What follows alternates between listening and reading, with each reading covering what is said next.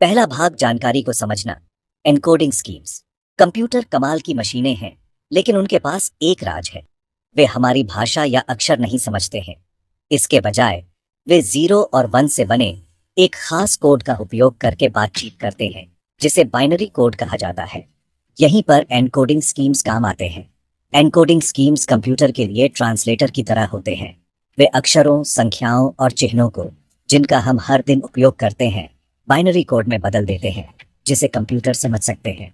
एक secret code की कल्पना करो, जहां अल्फाबेट के हर अक्षर को एक अलग नंबर से दर्शाया जाता है। एनकोडिंग स्कीम्स कंप्यूटर के लिए यही करते हैं, जिससे वे उस जानकारी को प्रोसेस और स्टोर कर पाते हैं जिसे हम समझते हैं। वे मानव संचार और डिजिटल दुनिया के बीच सेतु है। दूसरा भाग, कंप्यूटर को सीक्रेट लैंग्वेज की जरूरत क्यों होती है। कंप्यूटर सीधे हमारे अक्षरों और संख्याओं को समझने के बजाय बाइनरी कोड का उपयोग क्यों करते हैं। खैर, कंप्यूटर इलेक्ट्रॉनिक मशीनें हैं और वे काम करने के लिए बिजली पर निर्भर करते हैं। कंप्यूटर के लिए जानकारी को बिजली से दर्शाने का सबसे आसान तरीका दो अवस्थाओं का उपयोग करना है, ऑन और ऑन ऑफ। एक लाइट स्विच के बारे में सोचो। यह या तो ऑन हो सकता है या ऑन ऑफ। जैसे कंप्यूटर के कंपोनेंट या तो ऑन हो सकते हैं, जो 1 को दर्शाता है, या ऑन ऑफ, जो 0 को दर्शाता है। 0 और 1 का उपयोग करने के इस सिस्टम को बाइनरी कोड कहा जाता है। एनकोडिंग स्कीम्स बहुत जरूरी हैं, क्योंकि वे मानव पठनीय जानकारी को इस बाइनरी कोड में अनुवाद करते हैं, जिसे कंप्यूटर प्रोसेस और स्टोर कर सकते हैं।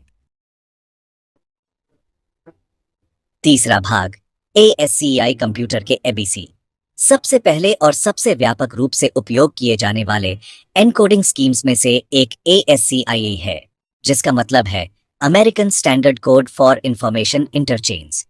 ASCII 128 कैरेक्टर को दर्शाने के लिए 7 बिट कोड का उपयोग करता है, जिसमें अपर केस और लोअर केस अंग्रेजी अक्षर, संख्याएं, विराम चिन्ह और कुछ विशेष नियंत्रण कैरेक्टर शामिल हैं।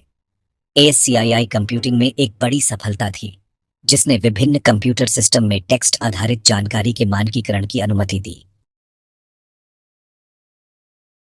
चौथा भाग, यूनिकोड भाषाओं की दुनिया।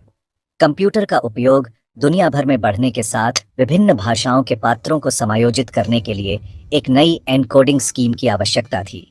इसने यूनिकोड के विकास का नेतृत्व किया। यूनिकोड एक सार्वभौमिक कैरेक्टर एनकोडिंग मानक है। यह चर लंबाई एनकोडिंग का उपयोग करता है। यूनिकोड चीनी, जापानी, कोरियाई, अरबी और अन्य भाषाओं के पात्रों का प्रतिनिधित्व कर सकता है। यह प्रत्येक कैरेक्टर को एक अद्वितीय कोड पॉइंट प्रदान करता है। यूनिकोड ने वैश्वीकृत दुनिया में संचार और सूचना के आदान प्रदान को सुविधाजनक बनाया है। पांचवां भाग, कंप्यूटर विज्ञान में एनकोडिंग स्कीम्स की महत्वपूर्ण भूमिका। कंप्यूटर विज्ञान में एनकोडिंग स्कीम्स को समझना बहुत महत्वपूर्ण है। वे इस बात के लिए मूलभूत हैं कि कंप्यूटर टेक्स्ट और डेटा को कैसे स्टोर, प्रोसेस और प्रदर्शित करते हैं।